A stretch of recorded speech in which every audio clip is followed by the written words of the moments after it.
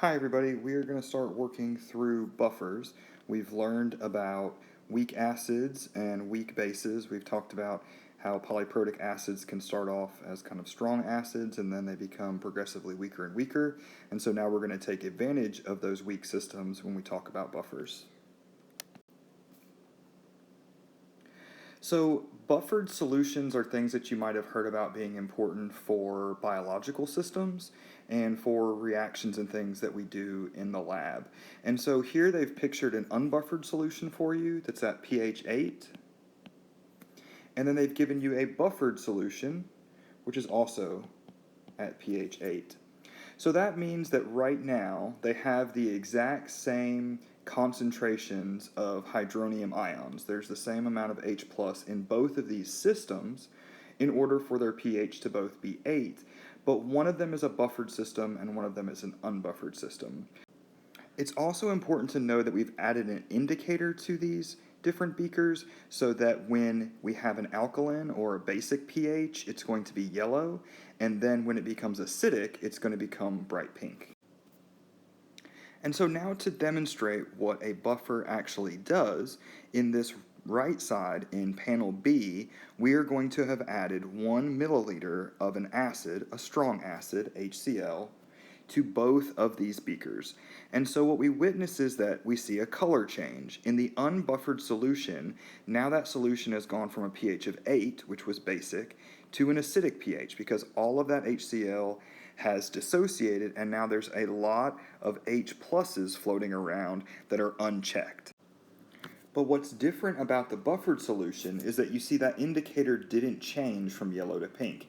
It's still yellow. So adding that same amount of protons in the HCl did not change drastically the pH of this buffer, and it's still basic. So something has to be happening. If the only difference is that one includes a buffer and one doesn't include a buffer, that means that the buffer is somehow able to do something to those H's when they're added to solution to keep this from becoming an acidic solution. So that's an important property of buffers, and buffers don't just exist in the lab. Buffers are also important to you and I because they're part of our body and the way that they're able to keep our pH regulated so that we don't have big swings in our pH, which would denature proteins and affect a lot of other physiological processes. So most cells and processes in our bodies are tuned to operate within a pH range from 7.2 to 7.6. Typical pH changes in our body are usually on the order of 0.1 pH units, and so if we see a change as big as above 0.4, that can lead to real problems like coma or even death. So we're not expecting to see these large swings in our pH, and that's because our body has a buffer system. And that buffer system, as this picture indicates, is primarily in our bloodstream. So how do we make a buffer, and how can we use this information to come all the way full circle and think about the buffers in our bloodstream? So in order to make a buffer, we need to have a weak acid and its conjugate base. So in the example that we have here, which is not the blood buffer system, we have acetic acid as our weak acid, and we have the acetate ion as its conjugate base. So we've got our pair, our acid-base conjugate pair, and that's setting us up to have a good buffer system. So now if we think about this system, if we are going to add acid to this system while it's at equilibrium, we are going to increase the H3O concentration. So what is that going to do? That is going to increase on this side. If we have increased one of the products, we're actually going to shift this reaction to the left, according to Le Chatelet's, which we've already worked through. So this buffer system is able to accommodate the addition of acid, just like in the colored system that we were looking at a minute ago, because if you add those protons, you're just going to shift back and you're going to make more of the acetic acid molecule. Okay, so you're taking those H's out of solution and sticking them back onto a molecule. So that's the reason why the pH doesn't shift very much. A buffer system doesn't just accommodate the addition of H pluses, it's also going to be able to accommodate OHs that come from bases. So if we look at this point down here, if you add a base to the equilibrium, you're adding a proton acceptor, you're effectively going to be neutralizing some of that H3O plus. So if we're decreasing the amount of H3O, then what's going to happen? What we're doing now, according to Le Chatelet, by removing one of those products, is actually driving this reaction to the right. And so by adding OH minus, we're not really adding it to solution. In effect, what we're doing is we're increasing the amount of the acetate conjugate base. So again, there's not OH floating around. Now there's just more of our conjugate base.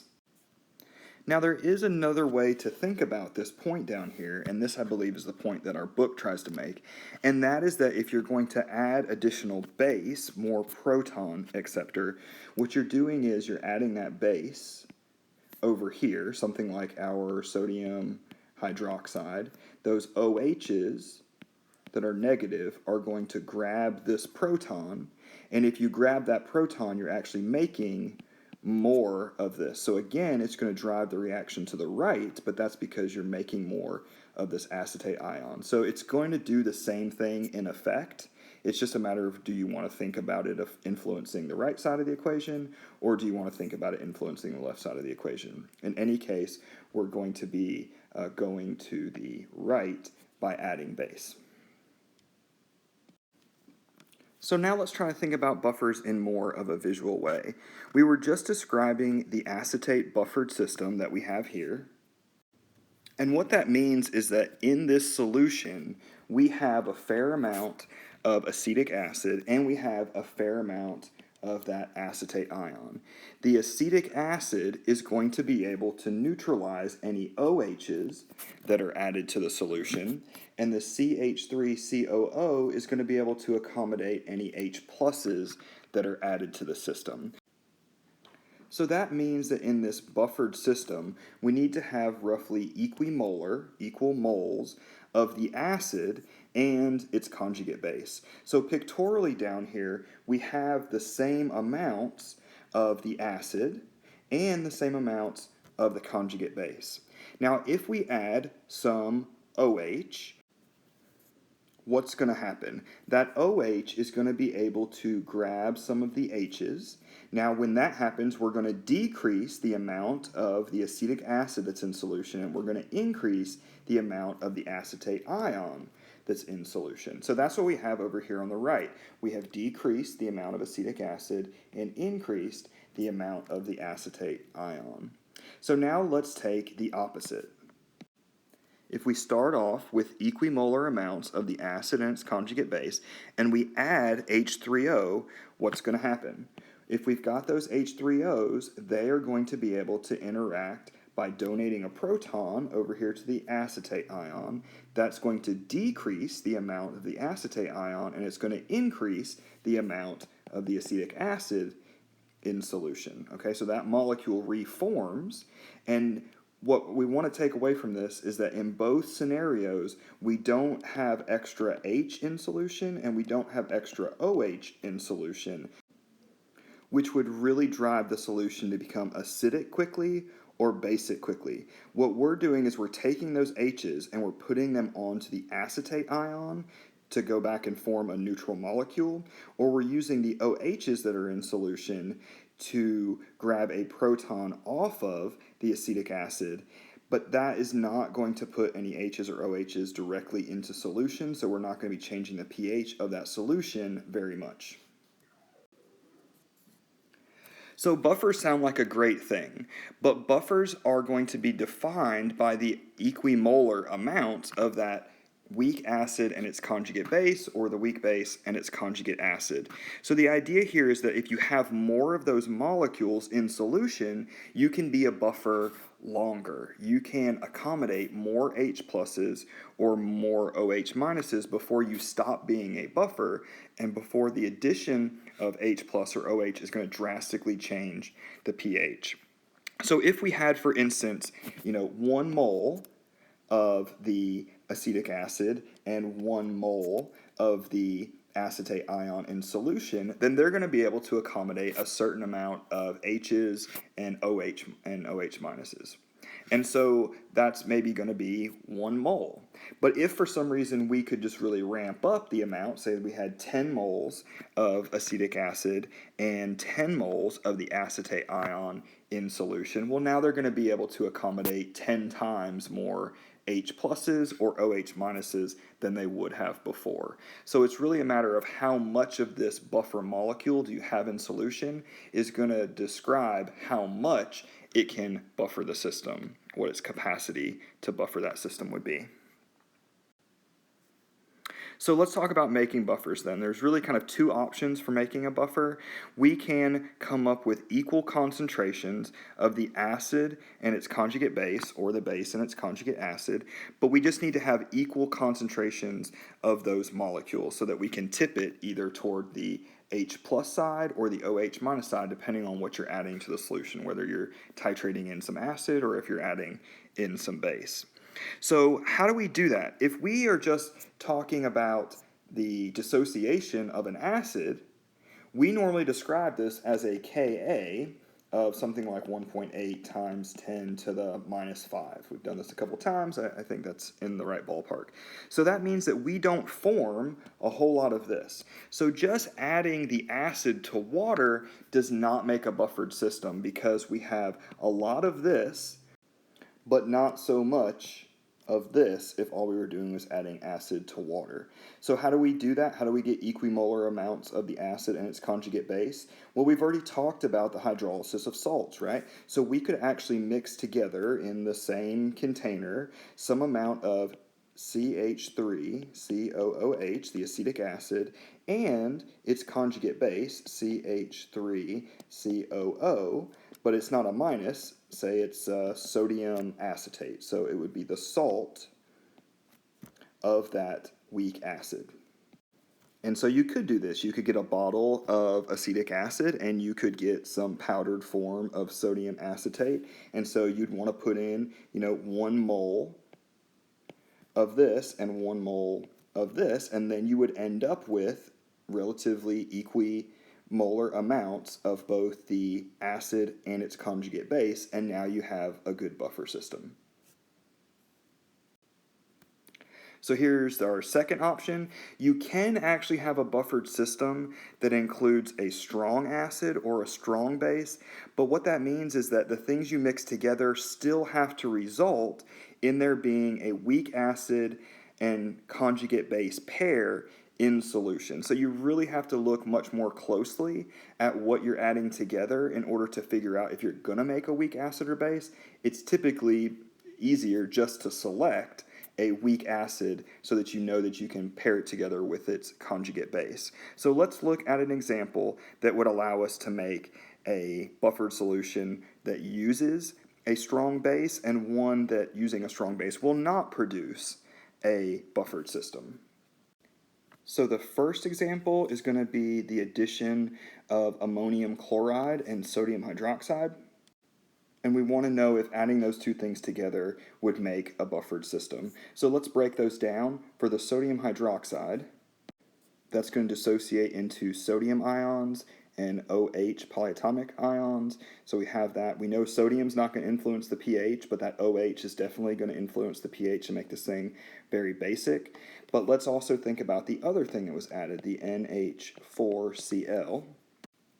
We expect that to dissociate into ammonium NH4 plus ions and then Cl minus ions. So now let's think about what these are going to do to the solution.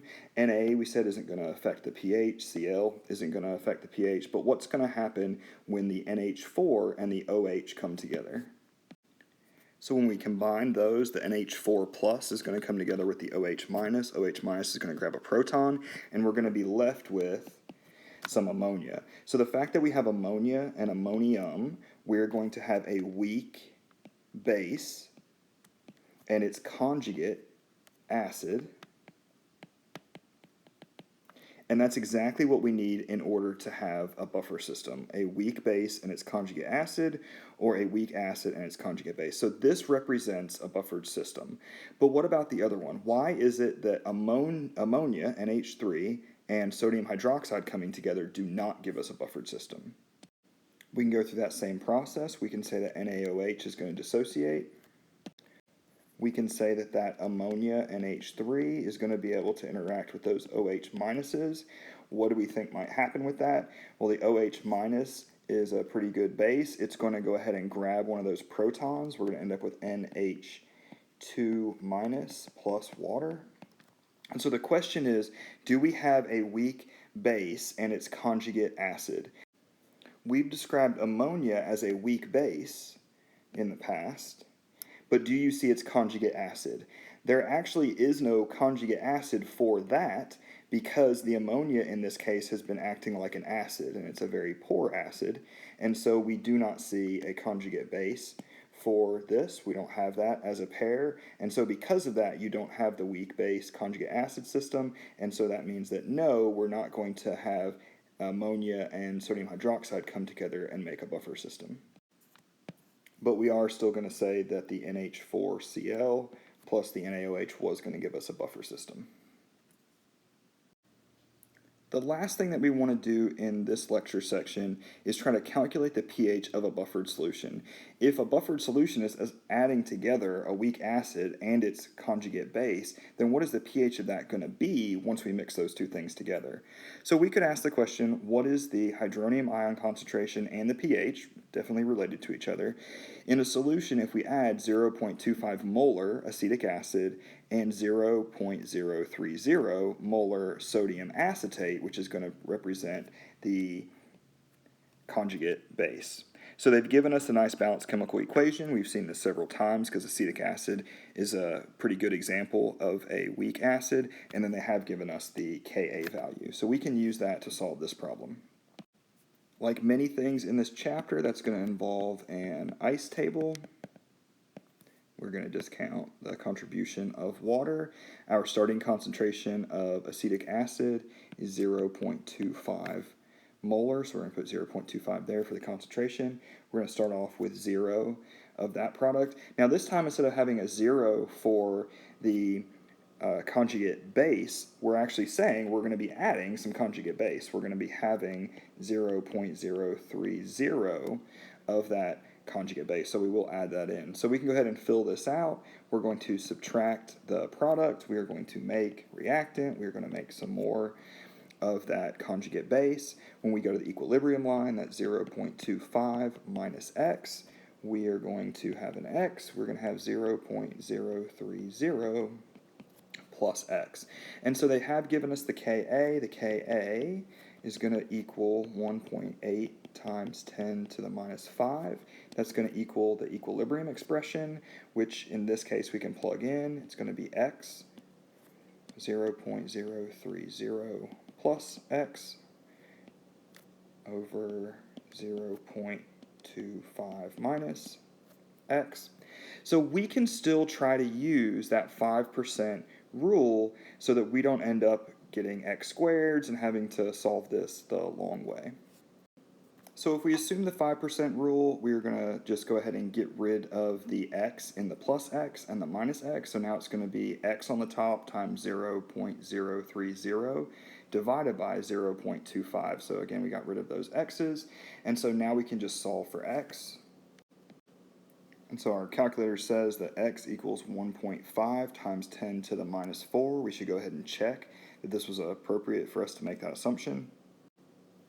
So we calculate the percent ionization. We take that x value that we just calculated, we divide it by the starting concentration of the acid, 0.25, we multiply it by 100, we get 0.06%, so very low ionization, definitely lower than 5%, and so we would carry on using that x value for our ice table. So we could put that back into our ice table where we have the H3O concentration. So really, in order for us to calculate the pH, we need to take the negative log of that number. And so we solve for that. We get the pH is equal to 3.82. And so just one kind of point of clarification. So you see that 3.82 is not the correct number of sig figs. We should probably have 2 sig figs. When we're doing some of these calculations and seeing these small changes in the pH, sometimes you need that third digit. So we're being a little bit more relaxed here in some of the slides and ice tables you've previously seen, just so you can see what those changes would be if we're looking at this beyond just the the tenths place. And because we've done a lot of work here, we want to definitely point to what the answer would be. The question asked, what is the H3O concentration? So I've kind of written that as a final answer. And it also asks what the pH is. So just highlighting that we do have a pH. And so here's just an example of a typed out version of that ICE table. It's making those 5% rule assumptions.